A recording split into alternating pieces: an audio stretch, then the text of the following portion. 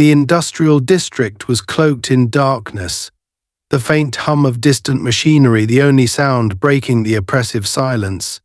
Amara Fields walked briskly along the cracked pavement, her boots splashing through shallow puddles left by a recent rain. The stench of oil and chemicals hung heavy in the air, stinging her nostrils. This was no place for anyone at this hour, especially not someone like her. But Amara had never been one to shy away from danger. She was here for a reason, and she wasn't leaving until her work was done. Amara, 36, was a seasoned environmental engineer and activist who had spent the last decade exposing corporate pollution and environmental violations. Tonight, she had ventured into this forgotten part of the city to investigate illegal toxic waste, dumping allegedly tied to one of the largest corporations in the state. For weeks, rumors had circulated about secret pipelines leading from the chemical plants into the city's sewer systems, contaminating the water supply of nearby neighborhoods. Amara had made it her mission to uncover the truth. Her modest appearance, a hooded jacket, jeans, and a practical backpack helped her blend into the shadows. In the bag, she carried a small camera, a notebook filled with detailed observations, and a flash drive containing sensitive data she had managed to collect over the past month. Her investigation had already uncovered enough to spark a scandal, but she needed irrefutable proof. The industrial district was deserted, its lifelessness almost eerie, but Amara had an unsettling feeling that she wasn't entirely alone. Her unease grew as she turned a corner and saw a police car idling at the far end of the street. The headlights cut through the darkness, their glow piercing the shadows like a predator's gaze. Two officers sat inside, their silhouettes visible through the windshield. Amara's heart quickened. She knew the reputation of the local police force: corruption, abuse of power, and a long history of targeting people like her. She considered turning back, but realized it would only make her look suspicious. Besides, she wasn't doing anything illegal. She forced herself to keep walking, her head held high, though every instinct screamed at her to run. The car began to move. Slowly at first, then with deliberate intent, it rolled down the street, closing the distance between them. Amara kept her pace steady, refusing to show fear, even as her pulse pounded in her ears. The car pulled up beside her, the window rolling down with an electric whir. "Hey, you!" The voice was sharp, commanding. Amara stopped and turned, her face calm but alert. The officer in the driver's seat leaned out, his pale face illuminated by the dim glow of the streetlight. His badge glinted in the light, but his eyes held no trace of courtesy or professionalism. "Where are you headed this late?" he asked, his tone accusatory. "Just heading home," Amara replied evenly. She met his gaze without flinching, though her fingers tightened around the strap of her backpack. "Is there a problem, officer?" The second officer, sitting in the passenger seat, leaned forward. He was younger, with a nervous energy that contrasted sharply with the older man's gruff demeanor. His eyes darted between Amara and his partner, as if unsure how to proceed. "This isn't exactly the kind of neighborhood for a late-night stroll," the older officer said. "You lost or something?" "No, I'm fine," Amara said, keeping her voice steady. "Just passing through." The driver's eyes narrowed, scanning her up and down. "What's in the bag?" "Personal items," Amara replied, her grip tightening on the strap. "Nothing illegal, if that's what you're worried about." The officer smirked, though there was no humor in it. "Mind if we take a look? Just to be sure." Amara hesitated. She knew her rights, but she also knew the reality of situations like this. Refusal could escalate things quickly, especially with someone like him.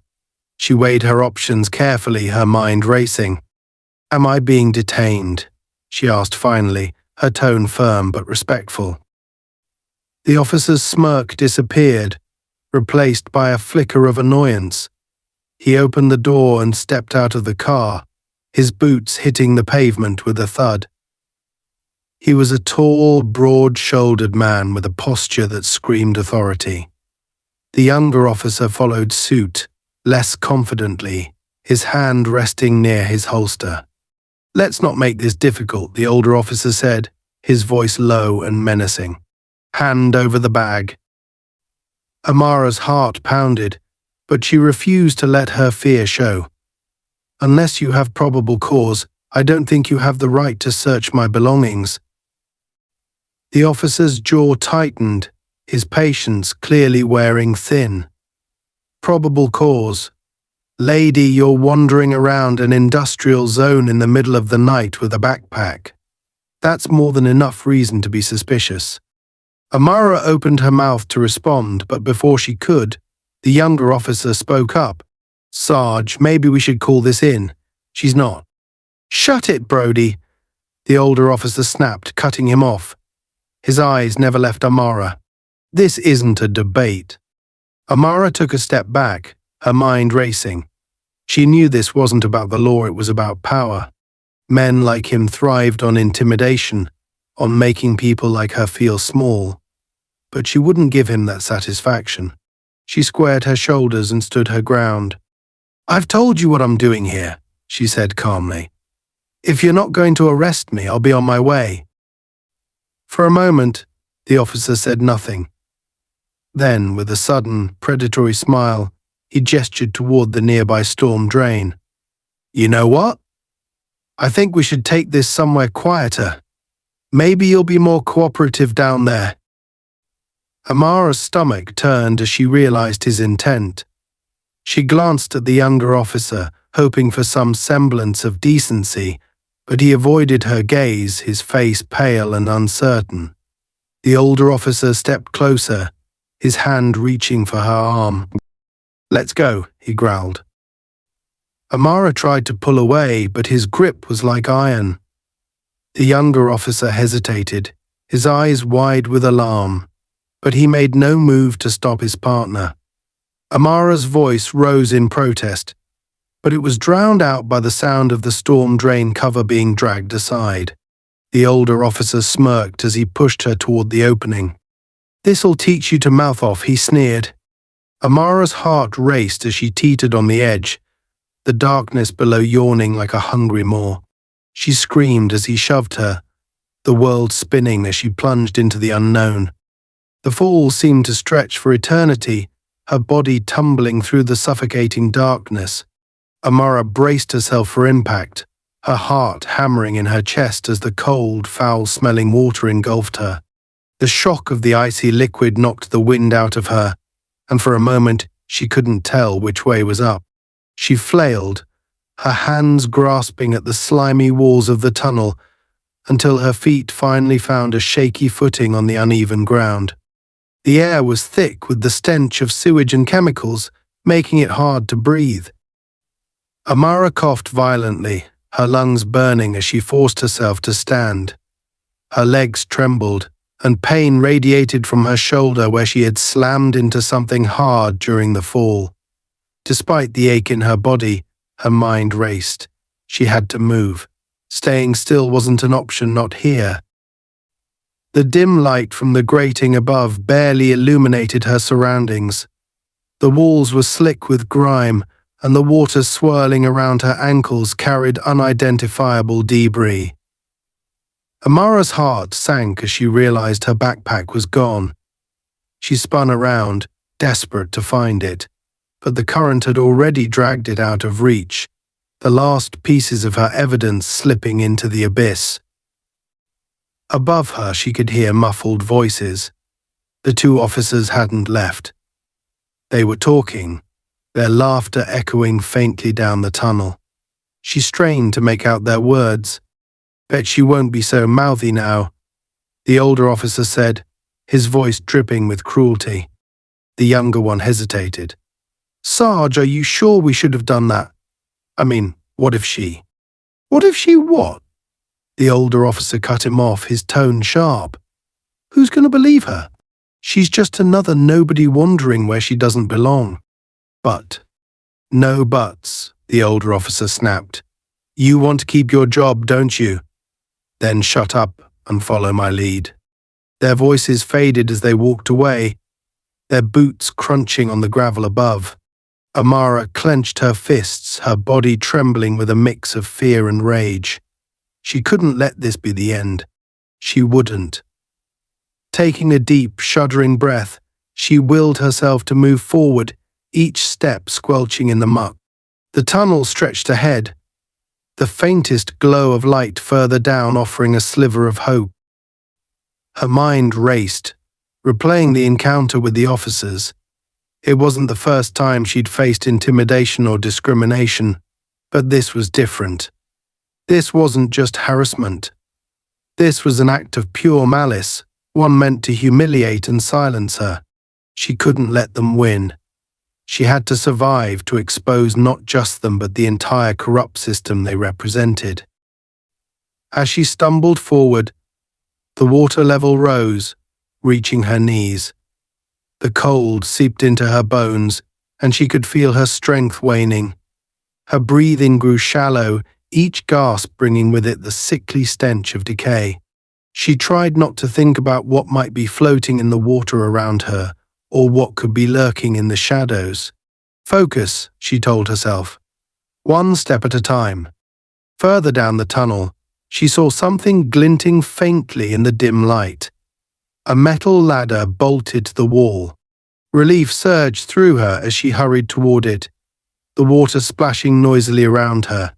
Her hands grasped the rusted rungs, and she began to climb, each movement sending jolts of pain through her battered body. The ladder groaned under her weight, and flakes of rust crumbled beneath her fingers, but she pushed on. Reaching the top, she found another grate. She pressed her palms against it, pushing with all her remaining strength. It didn't budge. Panic set in as she tried again, gritting her teeth against the effort. Still, it wouldn't move. She looked around, her eyes adjusting to the darkness, and noticed something strange. The walls here were lined with pipes thick, industrial pipes that pulsed faintly, as if alive. Her instincts as an environmental engineer kicked in. These weren't ordinary sewage pipes. The faint glow around their seams suggested chemical waste, likely from the factories above. She reached out, running her fingers over one of the pipes. It was warm to the touch, and a thin, viscous liquid from a crack in its surface, hissing as it hit the water below. Toxic. Highly toxic. Her mind reeled. This was it, the proof she needed. The rumors of illegal dumping were true, and she was standing in the middle of their hidden network. But the realization brought little comfort. She was trapped here, and even if she made it out alive, she no longer had her camera or the evidence from her backpack. She needed another way to expose this, and fast. A noise behind her snapped her out of her thoughts. It was faint at first, a soft skittering sound, but it grew louder, closer. Her pulse quickened as she turned, peering into the darkness. The tunnel stretched endlessly behind her, the faint ripples in the water the only sign of movement. But then she saw them glowing eyes reflecting in the dim light. Dozens of them. Knees shaking, she pressed herself against the ladder as the creatures came into view. Rats. Massive, bloated rats, their fur matted and patchy, their teeth unnaturally long and sharp. They moved in a swarm, their bodies writhing over one another as they surged toward her. The sight was grotesque, and the sound of their claws scraping against the wet stone sent chills down her spine. She climbed higher, gripping the ladder so tightly her knuckles turned white. The rats reached the base, their bodies piling on top of one another as they clawed at the metal rungs. One of them leapt, its teeth snapping inches from her foot. She kicked out, her boot connecting with its face, sending it tumbling back into the swarm. Think, Amara. Think, she muttered to herself, her voice trembling. She looked around, desperate for a solution. The pipes. The leaking chemical. An idea formed in her mind, desperate, dangerous, but it was all she had. Reaching out, she grasped one of the smaller pipes and yanked with all her might. It didn't budge. She adjusted her grip, using her weight to pull against it. The pipe groaned, and the crack widened, spewing the viscous liquid in a thin stream. The rats hesitated, their sensitive noses twitching as the chemical hit the water, releasing a noxious vapor. She kept pulling until the pipe snapped, the liquid gushing out and splashing onto the swarm below. The rats screeched, their cries echoing through the tunnel as they scattered, some collapsing into the water, convulsing. The air grew thick with the acrid stench, burning her throat and eyes, but the immediate threat was gone. Amara coughed, her body trembling from the exertion and fear. She couldn't stay here. The fumes would overwhelm her if she didn't move. She climbed back down the ladder carefully, avoiding the still leaking pipe, and continued down the tunnel. Her head swam, her vision blurred, but she pushed forward. She had to survive. She had to find a way out. Somewhere in the distance, she thought she heard the faintest sound of voices, human voices. Hope flickered within her, fragile but persistent. She wasn't alone. Not yet. Amara pressed on through the darkness, her breath shallow and ragged. The chemical fumes from the ruptured pipe still clung to her throat, and every step through the rising water felt heavier than the last. Her legs ached, her shoulder throbbed, and the freezing wetness of the sewer had seeped into her very bones. Yet, something stronger than pain drove her forward, survival. The faint sound of voices echoed from further down the tunnel. At first, Amara thought it might be her mind playing tricks, but as she moved closer, they grew louder. The murmur of conversation intermingled with occasional shouts or muffled cries. It wasn't the officers returning, these voices sounded different, desperate, and pleading. Her instincts told her she wasn't alone, and whatever lay ahead might not be friendly. She rounded a bend and froze. The faint glow of a fire flickered ahead, its light illuminating a chamber where the tunnel opened into a larger space. The sight that greeted her sent a chill down her spine. The room was strewn with makeshift bedding, discarded tarps, shredded fabric, and cardboard boxes stacked against the damp walls. Around the fire sat a group of people, their faces gaunt and hollow, their clothes torn and soaked. These were the forgotten, the homeless and displaced, driven underground by the city's neglect. Amara stayed hidden in the shadows, watching. The group was huddled together, whispering anxiously among themselves. One man, older and visibly injured, cradled his arm, which was wrapped in a filthy, blooded cloth. A younger woman beside him tried to soothe him, her expression tense and frightened. Another figure paced near the edge of the firelight, muttering to himself, his movements jerky and erratic. Amara knew she couldn't linger unnoticed forever. If they saw her first, they might perceive her as a threat. Taking a deep breath, she stepped forward, her boots splashing softly in the water. Heads snapped up at the sound, and the group instantly tensed, their eyes wide with alarm. A man at the front, tall and wiry, reached for a broken pipe he had fashioned into a makeshift weapon. "Who's there?" he barked, his voice sharp and defensive. Amara raised her hands slowly, palms open to show she meant no harm. "I'm not here to hurt anyone," she said, her voice steady but cautious. "I fell into the sewer. I need help." The man's eyes narrowed, and he didn't lower his weapon. "Help?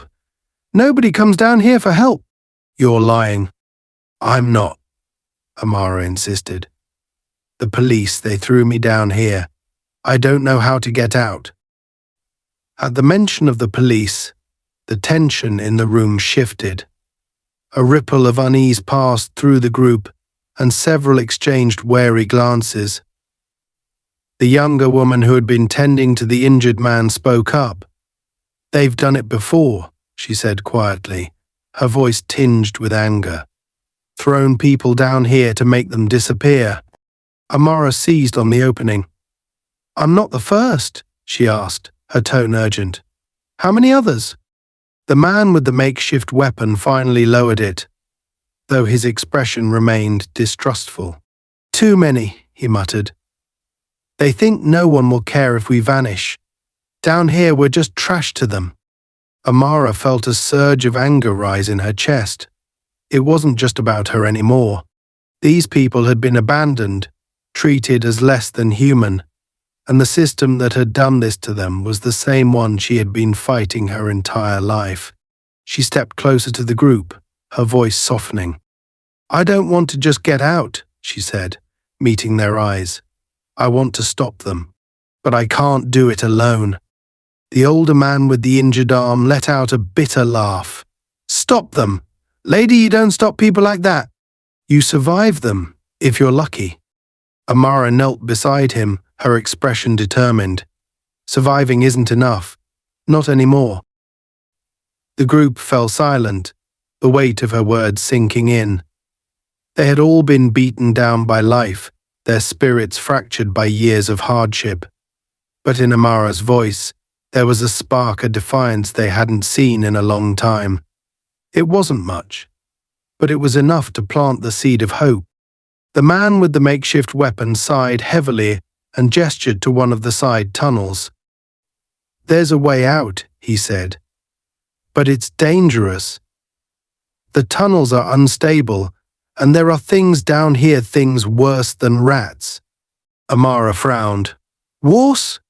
The younger woman nodded, her face pale. "Sometimes we hear sounds, growls, like something big, and sometimes people go into the tunnels and don't come back." A cold knot formed in Amara's stomach, but she refused to let fear take hold. "Then I'll be careful," she said firmly. "Show me the way." "Aye." The man hesitated, then nodded reluctantly. "Follow me." They moved through the tunnels in single file, their footsteps echoing in the narrow passage. The air grew colder the deeper they went, and the water around their feet became thicker, almost sludge-like. The smell of chemicals intensified, burning Amara's throat with every breath. As they walked, Amara noticed more signs of the illegal dumping she had been investigating. Cracks in the walls oozed neon-colored sludge, and corroded pipes hissed and dripped. The further they went, the clearer it became that this wasn't just negligence, it was deliberate. Someone had built an entire network to funnel toxic waste directly into the sewers, poisoning the environment and endangering countless lives. Her guide, who introduced himself as Carl, stopped suddenly and held up a hand. "We're close," he whispered, "but stay quiet." Amara strained her ears and heard it the low, guttural growl the others had described. It was faint but unmistakable, a sound that sent a shiver down her spine. Carl pointed to a narrow side tunnel, barely wide enough for one person to squeeze through. "That way," he said. "It'll take you to the surface." "What about you?" Amara asked. "We'll stay here," Carl replied. "We know these tunnels, you don't." Amara hesitated, but she knew he was right. She couldn't put them at further risk. "Thank you," she said, her voice sincere. "For everything." Carl nodded, his expression softening. "Good luck." The side tunnel was even darker than the others, the air thick and oppressive. Amara moved cautiously, her hands brushing against the damp walls for balance. Every sound seemed amplified: the drip of water, the scrape of her boots, the distant growl that seemed to follow her. She rounded a corner and froze. In the faint light from her flashlight, she saw what looked like a mound of debris as blocking the tunnel. But as she approached, her stomach turned. It wasn't debris, it was a pile of bones. Human bones. Some were old, yellowed with age, while others looked disturbingly fresh. Amara's grip tightened on her flashlight as her pulse quickened. Whatever had made that growl was no figment of the imagination. It was real, and it was close. She forced herself to move, each step careful and deliberate. The tunnel began to slope upward, and she felt a surge of hope. She was getting closer to the surface.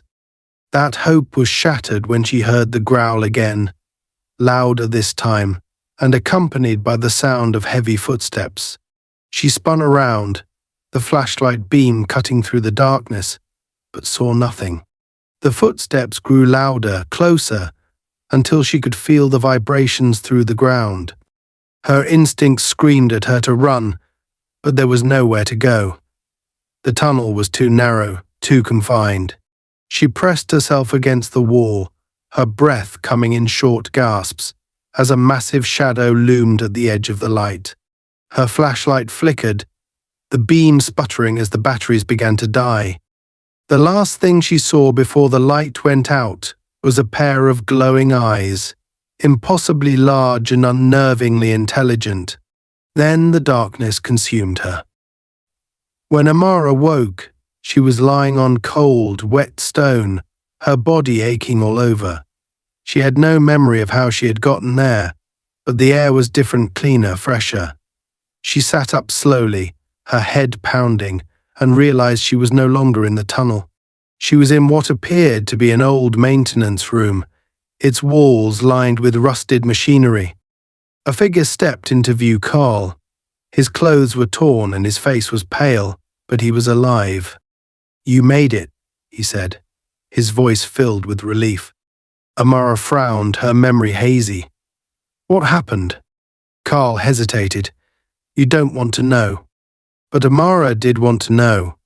Whatever had happened in that tunnel, it had changed something inside her. She wasn't just fighting for her own survival anymore. She was fighting for everyone who had been forgotten, everyone who had been thrown away like trash. She stood, her resolve stronger than ever. "It's time to end this," she said. "For good." Carl nodded. "Then let's make them pay." Amara stood in the dimly lit maintenance room, her breath steadying as the fog in her mind began to clear. Her body still ached from the fall and the terror of what had transpired in the tunnels, but her resolve had hardened. Whatever nightmare had chased her through the sewer, whatever had left those bones behind, was just another obstacle to overcome. Carl watched her carefully, his face etched with concern. His ragged appearance told her that he, too, had seen horrors down here that few could comprehend. "What exactly happened back there?" Amara asked, her voice firm but low, not yet ready to confront the full weight of what had transpired in the tunnel. "You said I don't want to know, but I think I have the right." Carl hesitated, his hand gripping the edge of a rusted table for support. He looked at her for a long moment, as if weighing whether or not she could handle the truth. Finally, he spoke.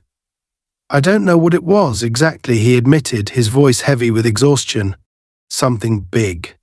Something that doesn't belong here or anywhere, for that matter. I've seen it drag people down before, people who didn't come back." Amara felt a chill crawl up her spine. She glanced at her surroundings, noting the ancient machinery that lined the room. The walls were covered in grime and corrosion, but she could make out old city maintenance maps pinned to one side, their edges curling and yellowed with age. She stepped closer, her eyes scanning the diagrams. The sewer system was a labyrinth, a maze of interconnected tunnels that stretched beneath the city like veins.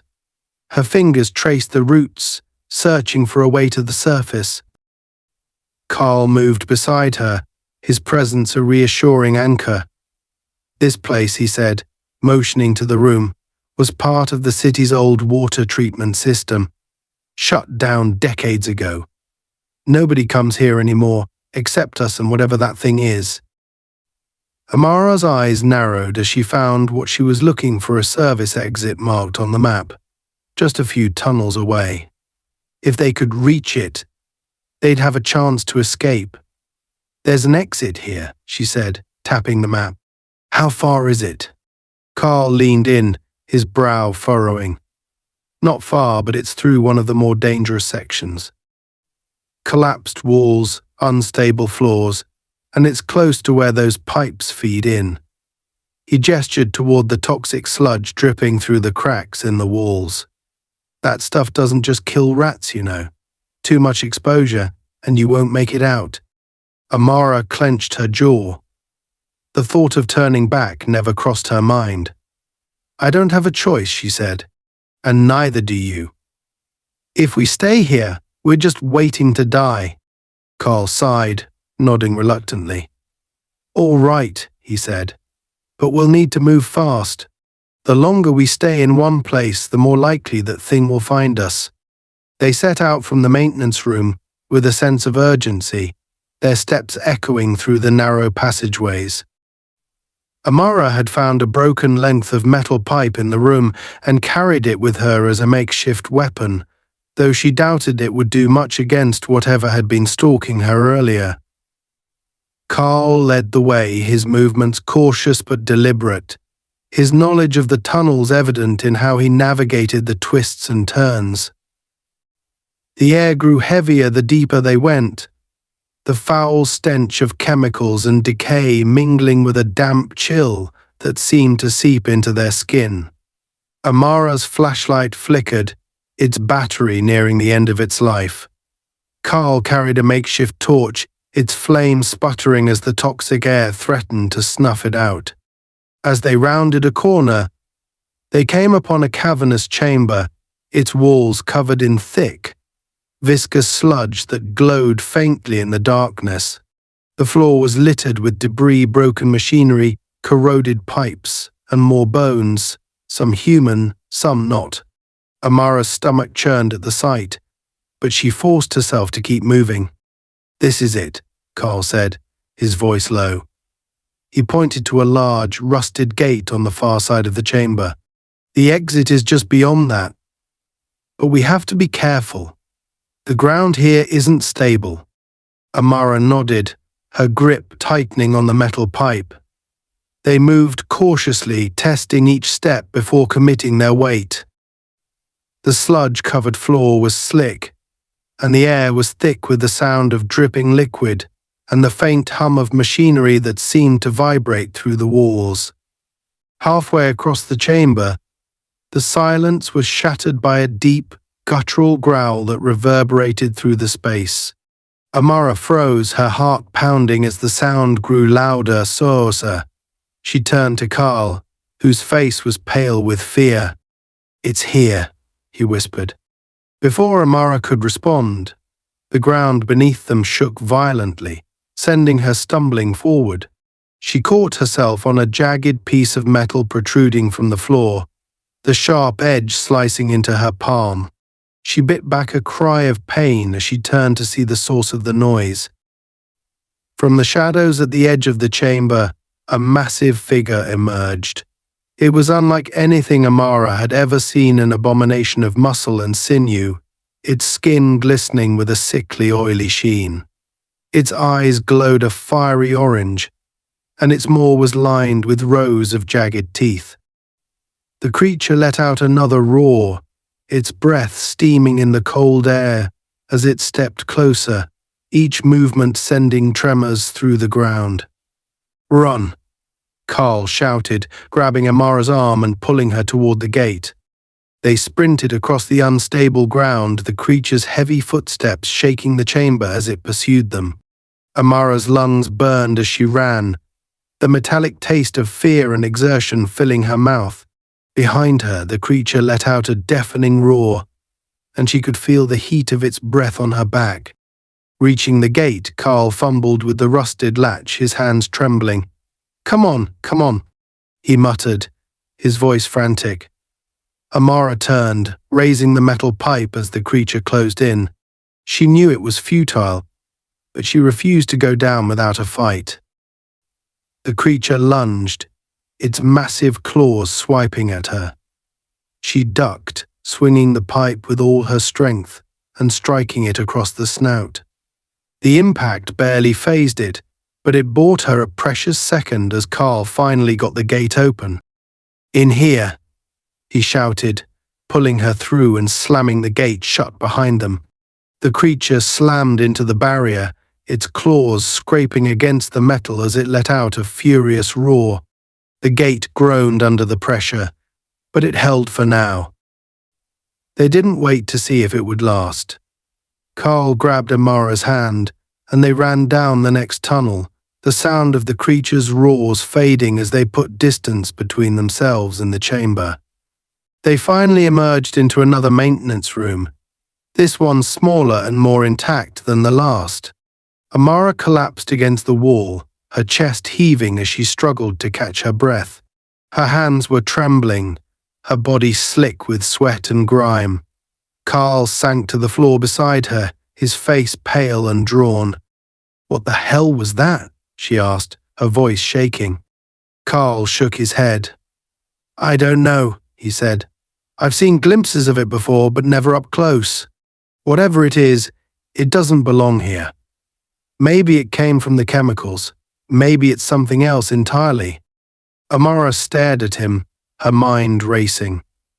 The creature was terrifying, yes, but it was also a symptom of a larger problem. The toxic sludge, the illegal dumping, the corruption it had created something monstrous, something that was now hunting the people who had been abandoned by the city. "This isn't just about me anymore," she said, her voice steady despite the fear that lingered in her chest. "If that thing gets out of here, it won't stop. It'll kill anyone it finds."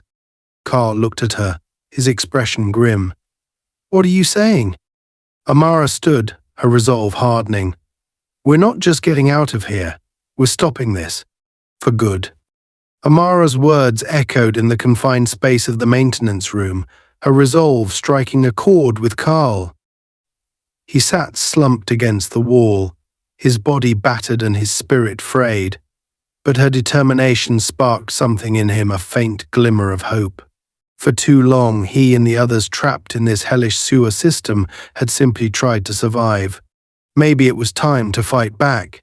Carl pushed himself to his feet, his breath heavy but steady. "All right," he said, his voice rough but resolute. "If we're doing this, we need a plan. And fast." Amara nodded, her mind already racing. The creature that had pursued them wasn't just a random horror. It was the byproduct of the toxic sludge seeping into the tunnels. The same chemicals that poisoned the environment above were mutating the life forms below into abominations. It wasn't just a threat to the people down here, it was a ticking time bomb for the entire city. "There's more going on here than illegal dumping," Amara said, pacing as she tried to piece the puzzle together. "That thing we saw, it's not natural. It's a mutation. Those pipes we saw earlier, they're not just draining waste, they're feeding it somewhere. There's a connection between the corporation that owns those factories and this, whatever it is." Carl rubbed the back of his neck, frowning. "And you want to stop it? How? We don't even know where all those pipes led." "We don't," Amara agreed. "But I saw something earlier. A network map pinned up in the first maintenance room. It had markings, routes, connections. If we can get back there, maybe we can figure out where all this waste is being funneled." Carl's face darkened. "You want to go back? Past that thing?" Amara hesitated, the image of the glowing eyes and jagged teeth flashing in her mind. The idea of facing it again sent a chill down her spine, but she pushed the fear aside. "We don't have a choice," she said. "If we don't do this, more people are going to die up there and down here." Carl exhaled sharply but nodded. "Fine, but we'll need to be careful. That thing doesn't just give up. If it's still hunting us, we'll need a distraction." The journey back to the first maintenance room was slow and perilous. The tunnels seemed to shift around them, the air growing thicker with every step. The sludge seeping from the walls glowed faintly, casting an eerie light that only made the darkness beyond more ominous. Amara gripped the metal pipe she had taken earlier, her knuckles white as she scanned the shadows for any sign of movement. Carl carried the makeshift torch, its flame flickering weakly as the air threatened to snuff it out. The silence was oppressive, broken only by the occasional drip of water and the faint hum of distant machinery.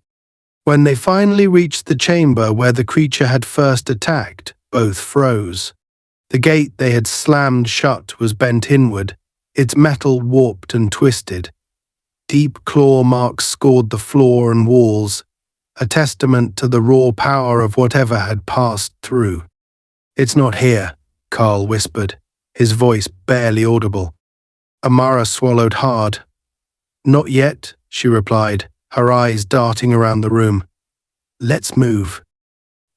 They crossed the chamber quickly, their footsteps echoing in the vast space. The stench of decay and chemicals was almost unbearable, but Amara forced herself to focus.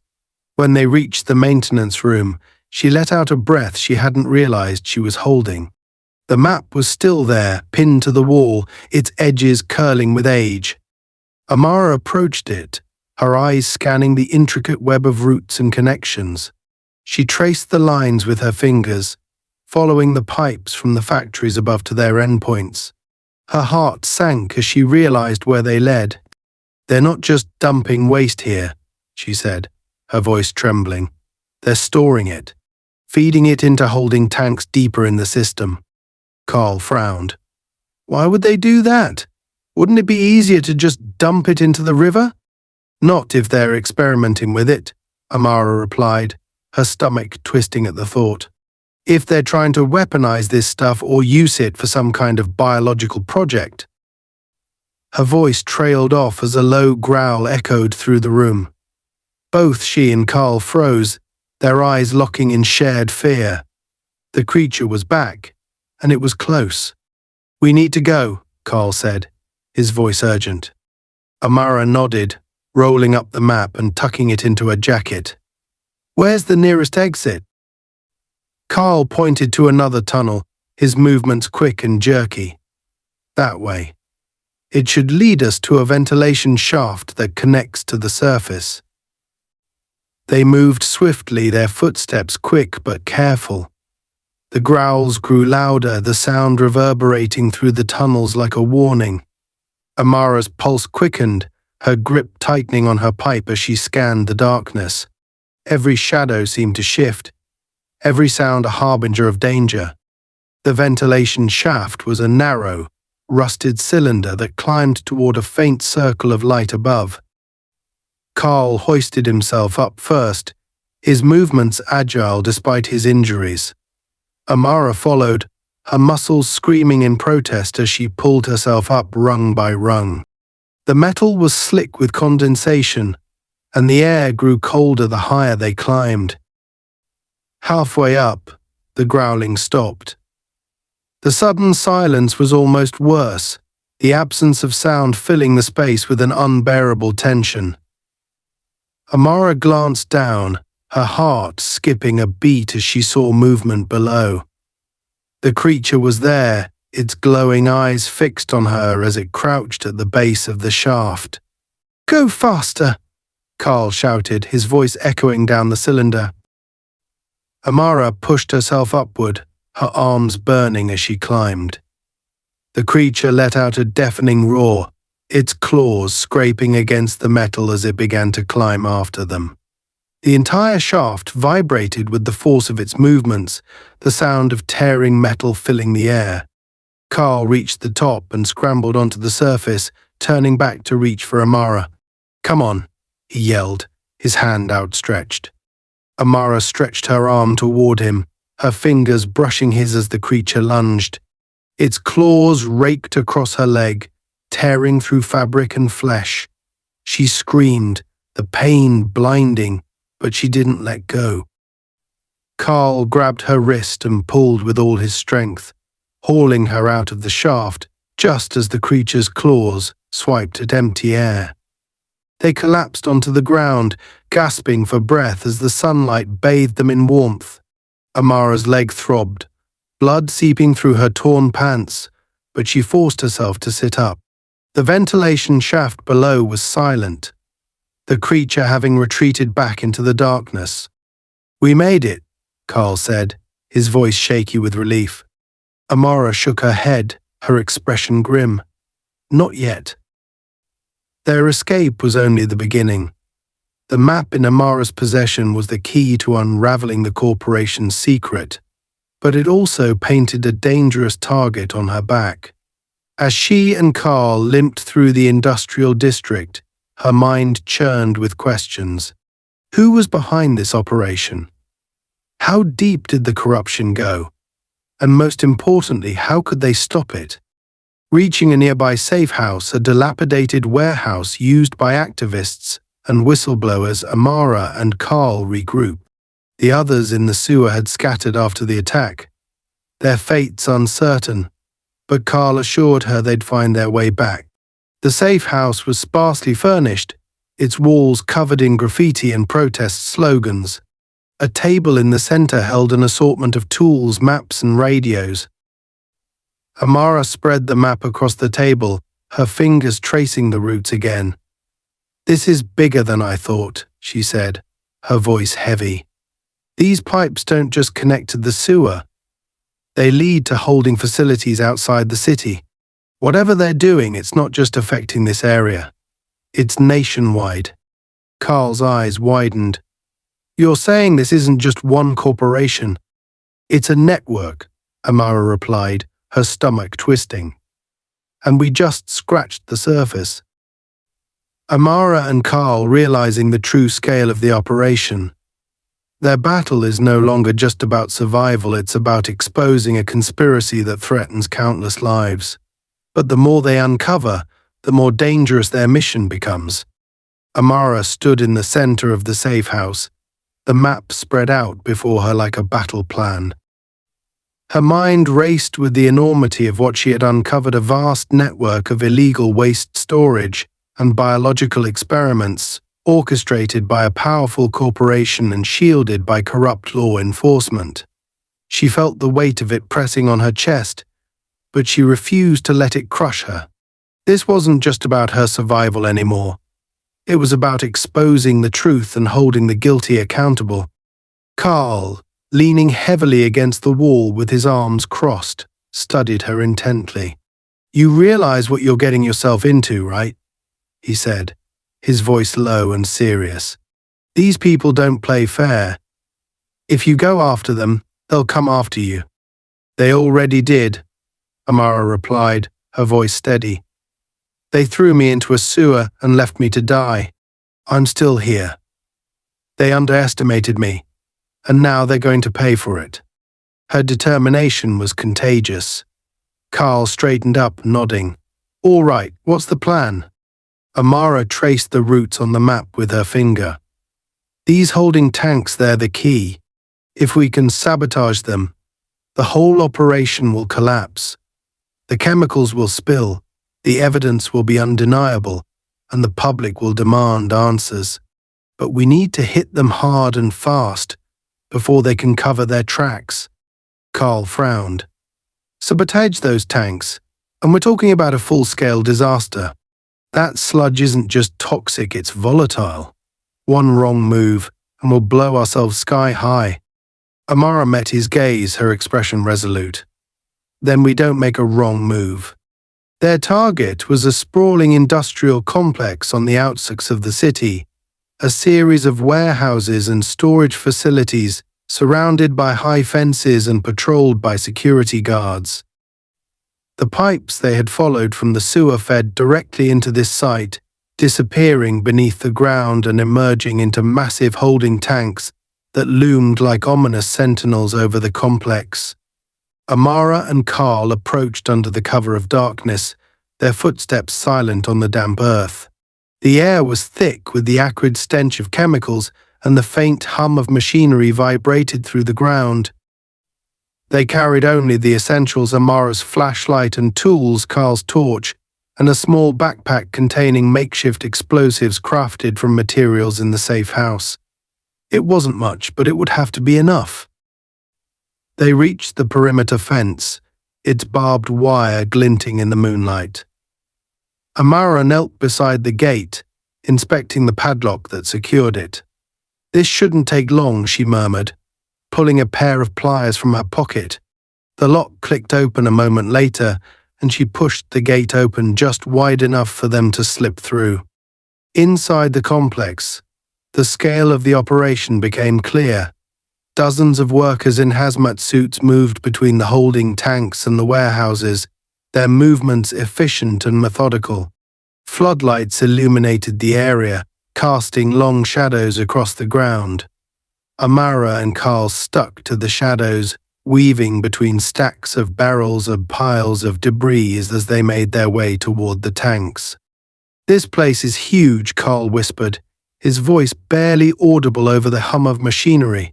"How are we supposed to take it down?"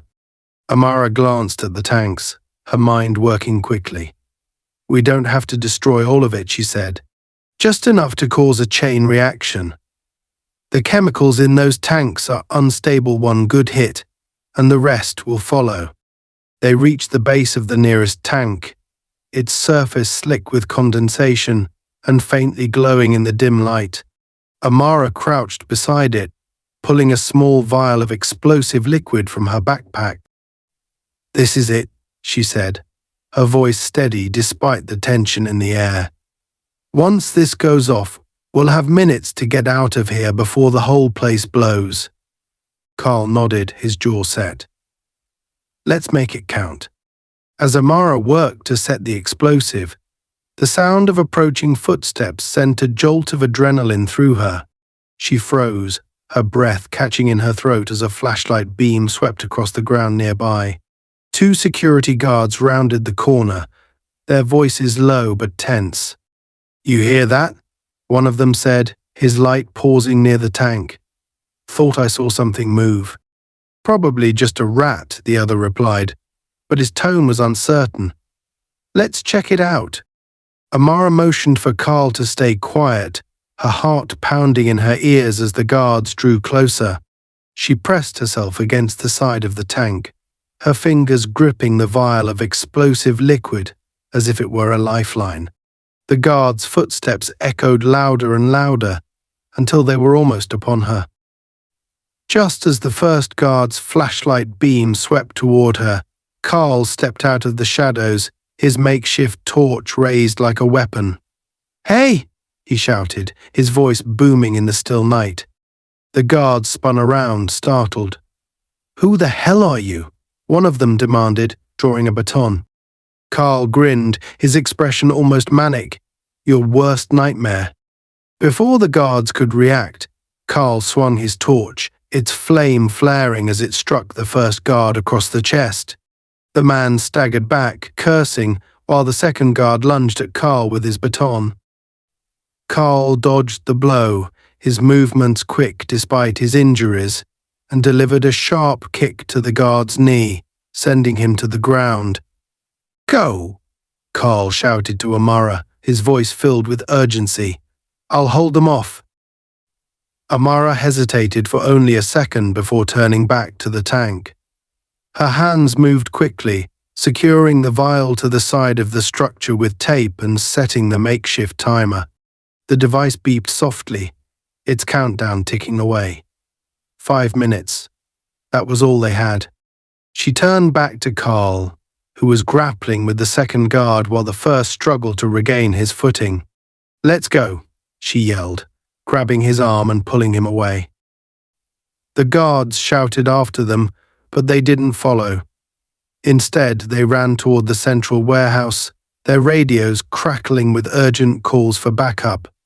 Amara and Carl sprinted through the complex, the timer's countdown echoing in her mind with every step.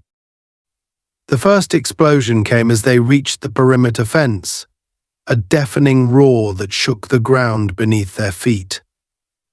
Amara glanced back to see a plume of fire and smoke rising from the tank, its glow illuminating the night like a second sunrise. The chain reaction followed almost immediately, the remaining tanks erupting in rapid succession, each explosion more powerful than the last. The force of the blast knocked them to the ground, the heat searing their skin even from a distance.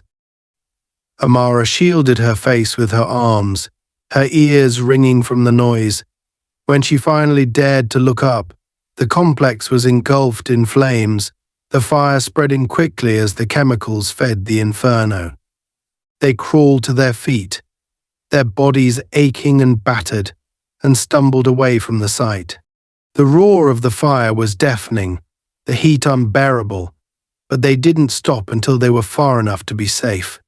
Amara collapsed onto the ground, gasping for breath, her body trembling with exhaustion and relief. Carl sat beside her, his face streaked with soot but alive. "We did it," he said, his voice raw. "We actually did it." Amara nodded, a faint smile tugging at her lips. "It's not over yet," she said, her gaze fixed on the burning complex. "The fire will draw attention. The media, the authorities, they'll have to investigate. And when they do, they'll find everything they've been hiding." Carl looked at her, his expression a mix of admiration and disbelief. "You're something else, you know that." Amara's smile faded, her expression turning serious. "We have to keep going," she said. "This is just the beginning." The blaze at the industrial complex raged on, its fiery glow visible for miles around. Amara and Carl watched from the safety of an overgrown field at the edge of the district, their bodies battered but alive. Sirens wailed in the distance as fire trucks, ambulances, and police vehicles raced toward the scene. The city was waking up to a disaster too big to ignore, and with it, the secrets buried deep beneath its foundations. Amara felt the weight of exhaustion pull at her, but she refused to let it consume her. The explosion wasn't just a victory, it was a signal. The truth was now exposed, laid bare for the world to see. She turned to Carl, who sat slumped against a tree, his face smeared with soot and his breathing heavy. "Are you okay?" she asked, her voice hoarse from the smoke and adrenaline. Carl gave her a tired smile. "I'm still alive. That's more than I expected when we started this." Amara nodded, her expression softening. "You did more than survive, Carl. You helped make this happen. We couldn't have done it without you." He waved her off, but his eyes betrayed the pride he felt. "What now?" he asked, his tone cautious. "The explosion will bring attention, sure. But what if they try to cover it up?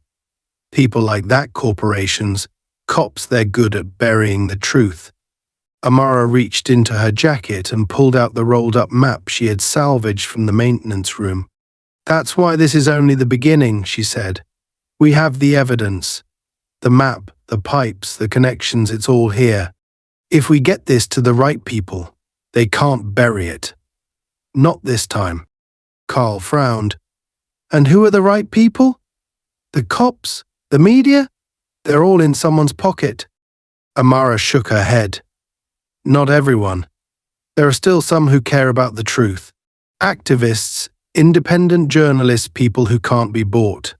She paused, her gaze steady. "And there's Damien." Carl raised an eyebrow. "Damien?" "My husband," Amara said, her voice softening for a moment. "He's a civil rights attorney. He's fought corruption before, and he's not afraid to take on the system. If anyone can make this stick, it's him." Hours later, Amara and Carl reached a small, nondescript motel on the outskirts of the city. The trek there had been grueling, their bodies protesting every step, but the thought of safety kept them moving. Carl insisted on keeping watch while Amara cleaned herself up, the weight of the night still clinging to her. In the dim motel bathroom, Amara stared at her reflection. Her face was streaked with grime, her clothes torn and bloodied. She hardly recognized herself. The events of the past day played in her mind like a fragmented nightmare, the sewer, the creature, the explosion. She traced the cut on her cheek, the sting a reminder of how close she had come to death. Her thoughts turned to Damien.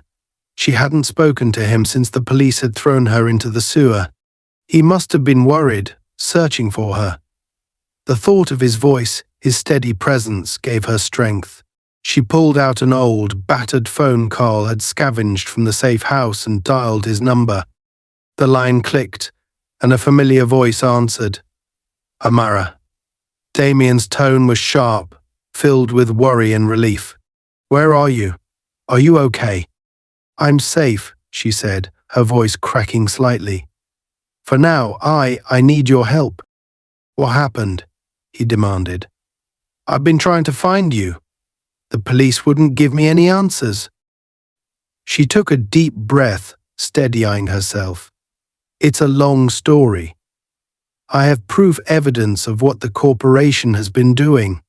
Illegal dumping, experiments, corruption. It's all connected. But I can't do this alone. You won't have to, Damien said firmly. Tell me where you are.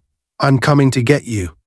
Damien arrived at the motel an hour later, his car screeching to a halt in the empty parking lot. He jumped out, his suit rumpled and his tie askew, his face a mix of anger and relief. Amara stepped out to meet him, and for a moment they just stared at each other. Then he crossed the distance in a few strides and pulled her into a fierce embrace. I thought I lost you, he said, his voice muffled against her hair. I'm sorry, Amara whispered, her arms wrapping tightly around him. I didn't mean for this to happen. He pulled back slightly, his hands on her shoulders, his eyes scanning her face. You don't have to apologize. Whatever they did to you will make them pay. Amara nodded, her resolve hardening again. We have to move fast. The explosion will buy us time, but they'll try to spin it. We need to get this evidence into the right hands. Damien's expression darkened. They'll fight back. You know that, right? The police, the corporation, they'll use everything they have to silence us. Let them try, Amara said, her voice firm. We're not backing down. With Carl's help, they compiled everything they had, the map, photos of the pipes and sludge, details about the creature, and witness statements from Carl and the others who had survived the sewer. Damien reached out to his network of contacts, activists, whistleblowers, and independent journalists who were hungry for a story that could bring down giants. The first report hit the news the next morning. Images of the burning industrial complex dominated the headlines, accompanied by details of the illegal dumping operation that had fueled the explosion. Amara's testimony was at the center of it, her voice raw and unfiltered, as she described the horrors she had witnessed. Carl's account added weight to the story, painting a picture of systemic corruption that reached far beyond the sewers. The public outcry was immediate and deafening. Protests erupted across the city, with thousands demanding accountability from both the corporation and the police. The mayor called for an independent investigation, and federal agents were dispatched to begin their inquiry. The corporation's executives were subpoenaed, their carefully constructed lies unraveling under the weight of evidence. But the fight wasn't over. As the pressure mounted, the corporation lashed out. Lawyers flooded the courts with injunctions, trying to suppress the evidence. Threats were made against Amara and Damien, anonymous messages warning them to back off. The police chief held a press conference, claiming the explosion was the result of radical environmentalists and denying any involvement by his department. Amara refused to be intimidated. She appeared on every news outlet that would have her, speaking directly to the public about the dangers of corruption and the need for accountability. Her words resonated, striking a chord with people who had seen too many injustices swept under the rug. The breakthrough came when one of the corporation's employees, racked with guilt, came forward. They provided internal documents that confirmed everything Amara had said and more. The documents detailed a years-long cover-up involving not just the corporation but key members of the police force and city government. The revelations were damning, and the tide began to turn. Arrests were made.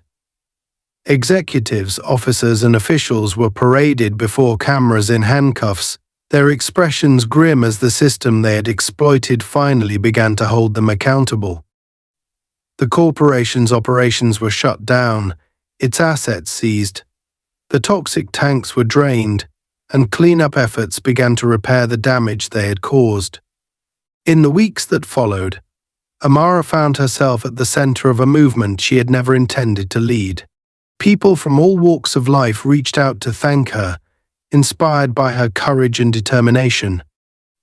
She stood beside Damien at rallies, their hands clasped as they spoke to crowds about the power of resilience and the importance of fighting for justice. One evening, as the sun set over the city, Amara and Carl stood on a hill overlooking the now abandoned industrial complex. The ruins of the tanks still smoldered in the fading light, a stark reminder of what had been lost and what had been gained.